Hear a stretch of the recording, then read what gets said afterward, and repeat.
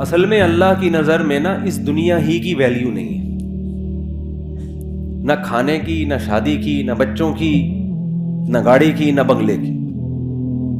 اللہ کہتا ہے میں نے جس کام کے لیے پیدا کیا ہے نا اس کو کر کے آ گئے کامیاب، اس کو کیے بغیر آ گئے کباب پراٹھے کھاؤ تم 4 شادیاں کرو، تم بچے ہوں تمہارے نہیں ہوں، مجھے اس سے غرض، میں نے جو کام ذمے لگایا ہے اس کی ویلیو ہے۔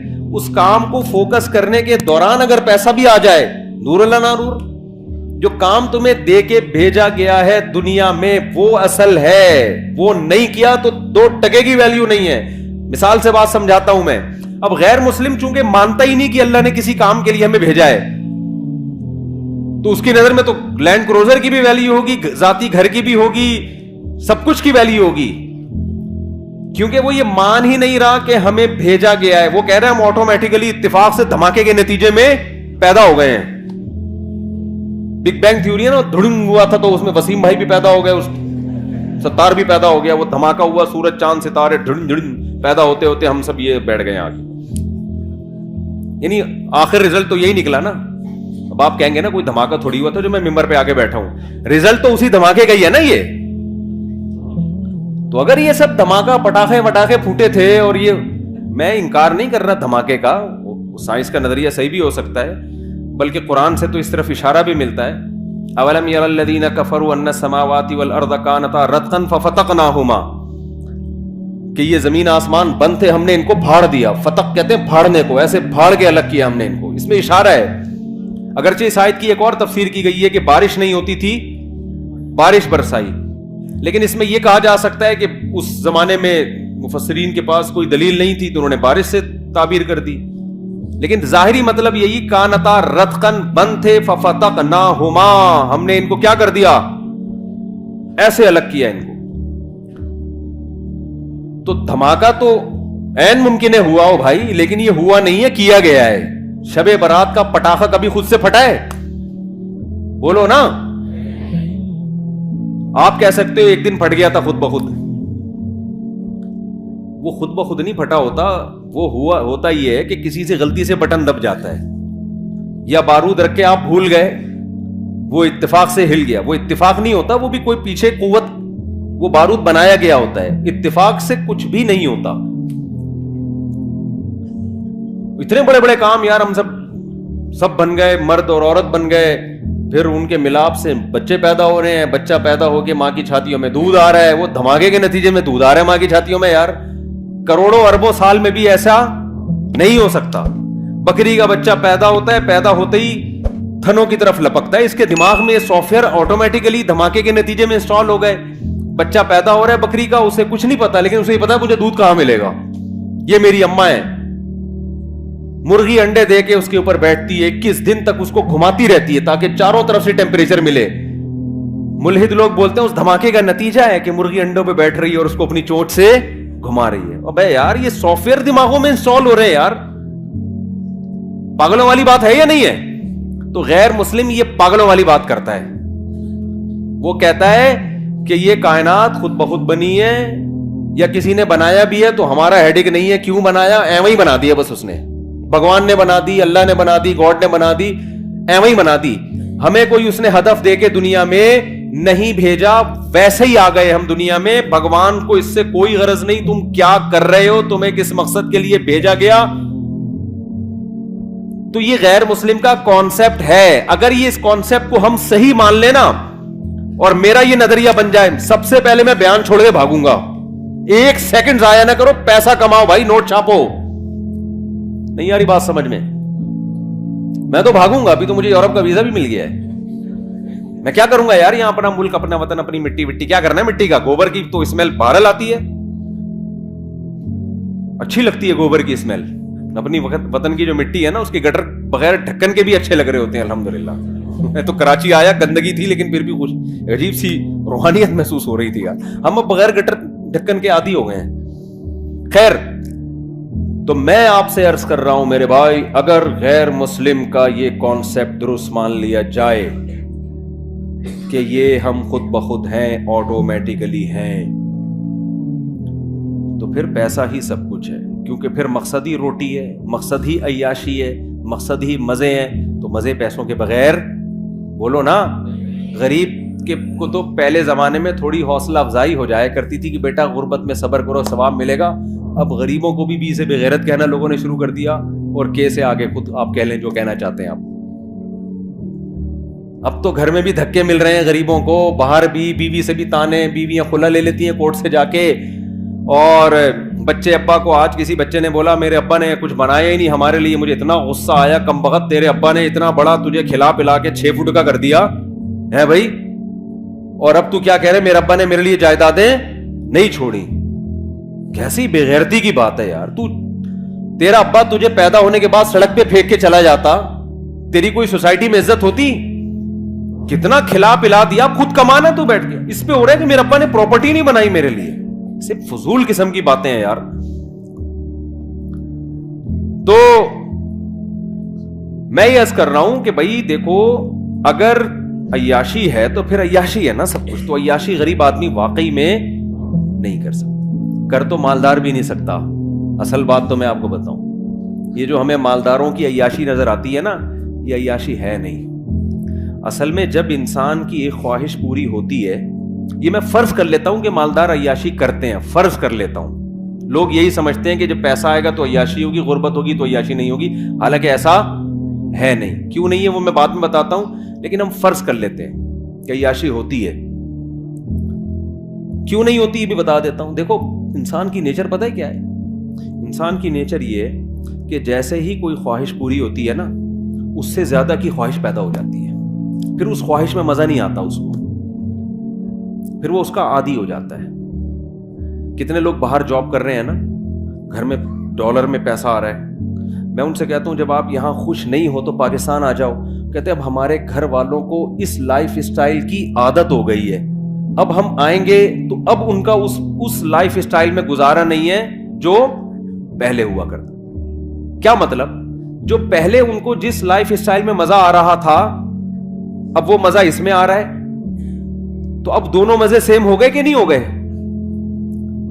اب اگر ان کا لائف اسٹینڈرڈ نیچے کو گیا نا تو وہ مزہ کم نہیں ہوگا، وہ ٹینشن شروع ہو جائے گی، حالانکہ پہلے ٹینشن نہیں ہو رہی تھی.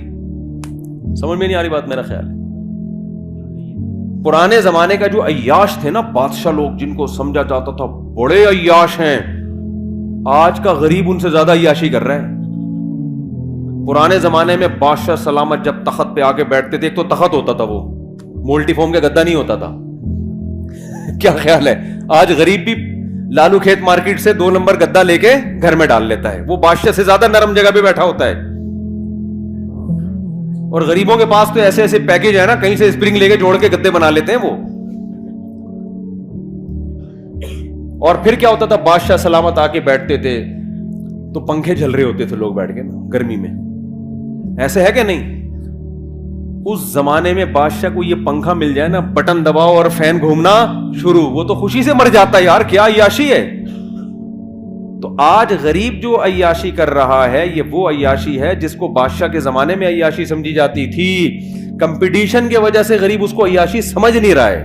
وہ کہہ رہے چونکہ وسیم کے گھر میں ایئر کنڈیشن لگا ہوا ہے، میں پنکھے پہ بیٹھا ہوا ہوں تو میں غریب ہوں. ابے تو پرانے زمانے کے بادشاہ کو دیکھے گا نا، وہ پنکھے پہ بھی فٹ نہیں ہوا تھا. اس کو ہاتھ کے پنکھوں سے وہ کئی دفعہ تو سر پہ لگ جاتا تھا، بادشاہ سلامت کے سری قلم کر دیا کرتے تھے. وہ یہ گستاخی کیوں کی تم نے؟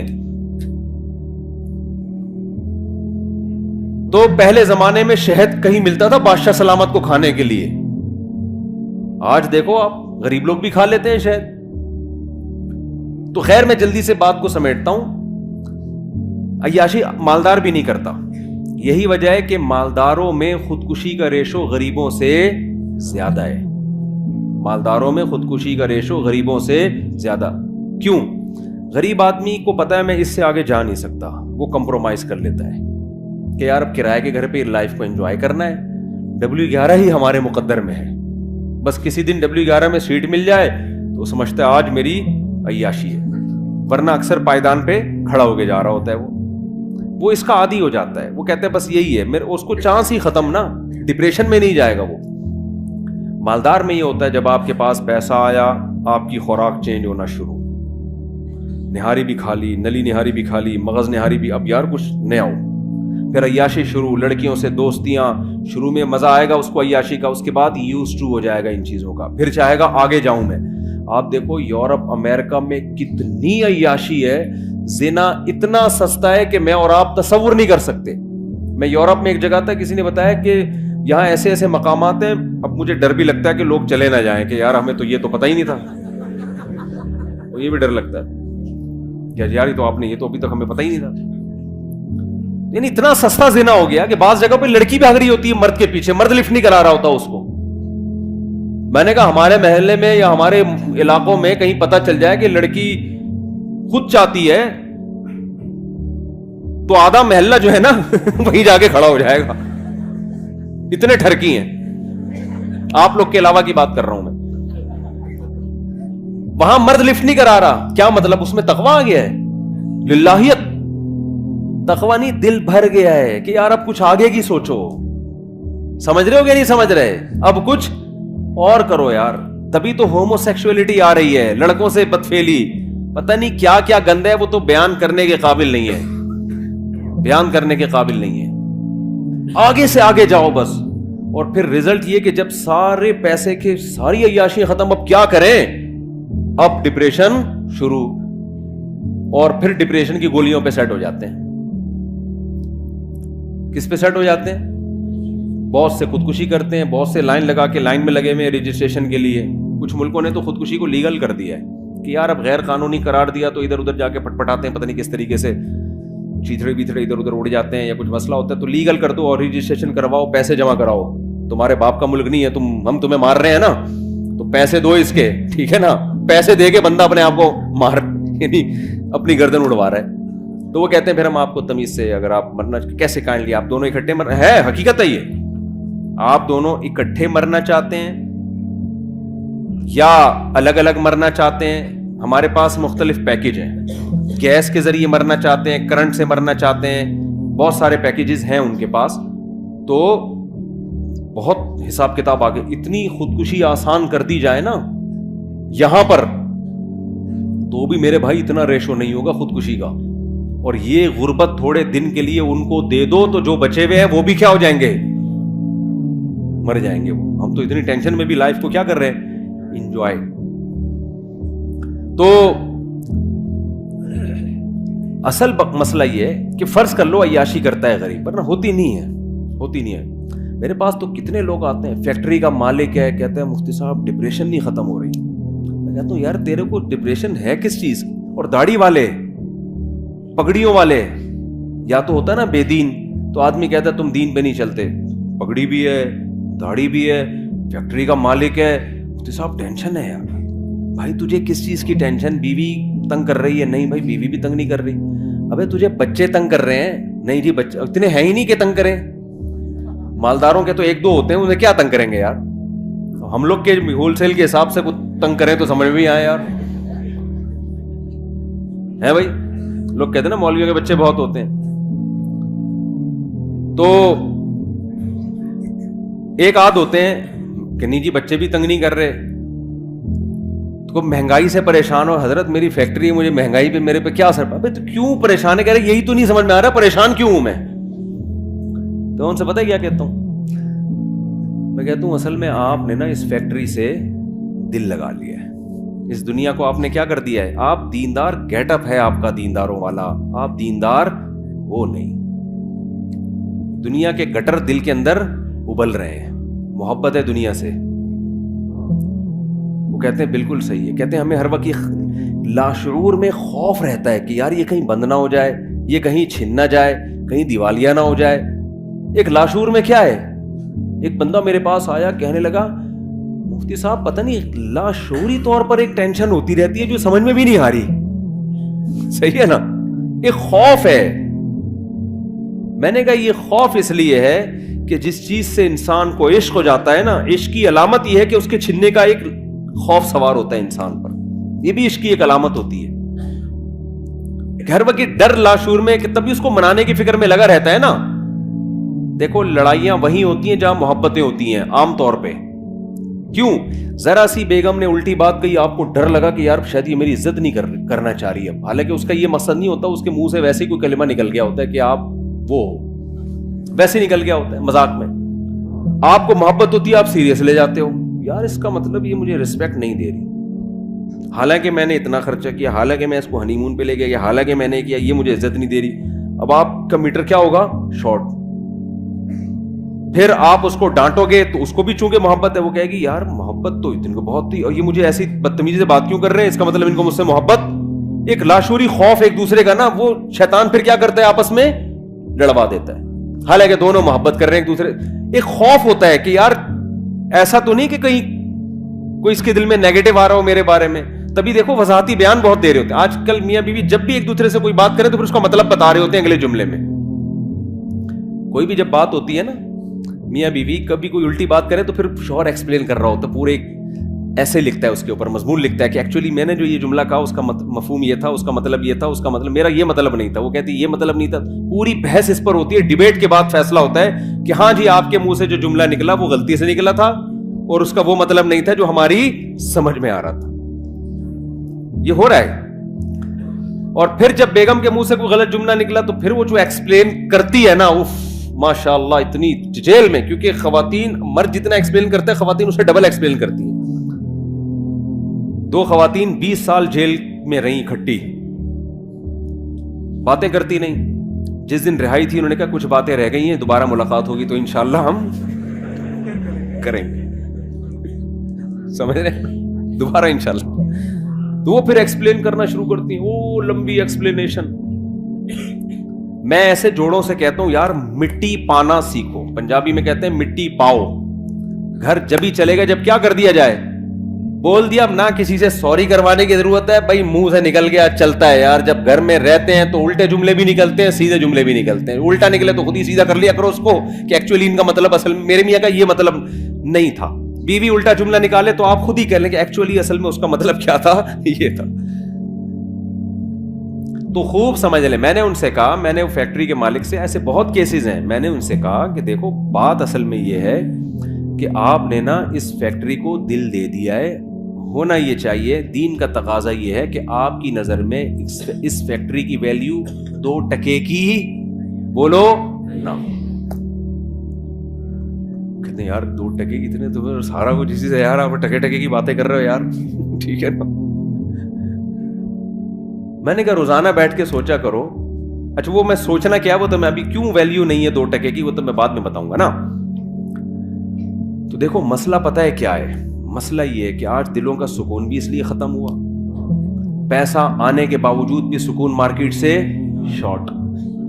جس کام کے لیے بنائے گئے تھے جب اس میں لگو گئی نہیں تو سکون کیسے ملے گا. فٹ بال ہے, فٹ بال کھیلنے کے لیے آپ اسے کاٹ کے اس میں پانی پی رہے ہو, ہے بھائی یہ فٹ بال کے ساتھ ناانصافی ہے یا نہیں ہے؟ نہ پانی صحیح طرح سے پیا جائے گا, پانی گرے گا بھی, جراثیم بھی ہوں گے اس کے اندر. اور گلاس سے آپ فٹ بال کھیلنا شروع کر دو. گلاس جس کا کام تھا پانی ڈال کے پیا کرو, کمپنی نے بنایا اس لیے, آپ نے اس سے کیا کھیلنا شروع کر دیا, فٹ بال. تو دنیا کہے گی نا بے تیرے پاؤں بھی زخمی ہوں گے اور یہ ٹوٹے گا بھی, تجھے نیا گلاس خریدنا پڑے گا. 20 قسم کے مسائل کھڑے ہو جائیں گے. دنیا میں اصول ہے کہ جس کو جس کام کے لیے بنایا گیا ہو, بنانے والا اگر عقل مند ہے, بنانے والا بے وقوف ہے, بنانا کس کے لیے تھا, بنا کسی اور کام کے لیے دیا, وہ تو پھر الگ بات ہے نا. فٹ بال کمپنی کوئی بے وقوف تھی, اس نے ایسی چیز بنا دی جو فٹ بال کے میں استعمال ہی نہیں ہو سکتی, وہ تو پھر کمپنی کا قصور ہے نا. بنانے والا اگر عقل مند ہو, اس نے کسی چیز کو کسی چیز کے لیے بنایا تو وہ چیز اس کے علاوہ جب کسی اور کام میں استعمال ہوگی تو ڈسٹربنس ہوگی کہ نہیں ہوگی, مسائل کھڑے ہوں گے کہ نہیں ہوں گے کھڑے, بہت بڑے بڑے مسائل کھڑے ہو جائیں گے اس سے. سب سے پہلے تو انسان کی نیچر متاثر ہوگی, آپ کا دماغ متاثر ہوگا. اللہ تعالیٰ نے ہمیں پیدا کیا نا, ہمیں بتا دیا کس سے کتنی محبت کرنی ہے اور کتنی محبت کی تمہیں اجازت نہیں ہے, یہ اللہ نے بتا دیا ہے. اگر اللہ کی گائیڈنس کے بغیر ہم چیزوں سے محبتیں کرنا شروع کر دیں تو جیسے بچہ ماں باپ کی گائیڈنس کے بغیر چیزوں سے محبتیں کرنا شروع کر دے تو برباد ہو جاتا ہے. ماں باپ بتاتے ہیں بیٹا یہ شہد ہے یہ کھانے کی چیز ہے, یہ چاکلیٹ ہے یہ کھانے کی چیز ہے, یہ پراٹھا ہے یہ کھانے کی چیز ہے, یہ سموسا ہے یہ کھانے کی چیز ہے, یہ چرس ہے یہ کھانے کی چیز نہیں ہے, یہ ہیروئن ہے یہ کھانے کی چیز نہیں ہے, یہ زہر ہے یہ کھانے کی چیز نہیں ہے. یہ سکھاتے ہیں کہ نہیں سکھاتے؟ حالانکہ دل تو بچے کا کرتا ہے یار تھوڑا چرس بھی چکھ کے دیکھ لو, کرتا ہے کہ نہیں کرتا؟ پھر اگر چاکلیٹیں زیادہ کھانا شروع کر دے تو پھر ماں باپ بتاتے ہیں بیٹا ڈاکٹر صاحب نے کہا ہے تمہارے پیٹ میں جو اتنے کیڑے ہیں نا جو اصل میں تمہارے ابا کے تھے, تو تمہارے جو پیٹ میں اتنے کیڑے ہیں وہ چاکلیٹیں زیادہ کھانے کی وجہ سے ہیں. اب چاکلیٹ سے محبت نہیں کرو. وہ پھر بھی کہہ رہا نہیں میں کھاؤں گا, تو مر جائے گا نا ایک دن. تو جیسے ماں باپ گائیڈ کرتے ہیں کہ کس چیز سے تمہیں محبت کرنی ہے یا نہیں کرنی, اور کرنی ہے تو کتنی کرنی ہے, اس گائیڈنس کے بغیر بچے کو ایسے ہی چھوڑ دیا جائے تو اپنا بیڑا غرق کر لے گا. وہ چیزوں میں اٹریکشن کو دیکھ کر وہ دیکھے گا جو چمکتی بھی چیز ہے اس کی طرف جاؤ, وہ پیکنگ کو دیکھے گا. یہی حرکت بڑے ہو کر انسان کر رہا ہوتا ہے. خدا اس کو بتائے گا, اللہ بتاتا ہے ابے بھائی یہ چیز میں اٹریکشن بہت ہے, دل لگانے کی نہیں ہے, یہ اٹریکٹیو ہے دیکھنے میں, دل لگانے کی نہیں ہے, یہ ٹائم پاس کرنے کی چیز ہے, دل لگانے کی نہیں ہے. سمجھ میں آ رہی ہے بات کہ نہیں آ رہی ہے؟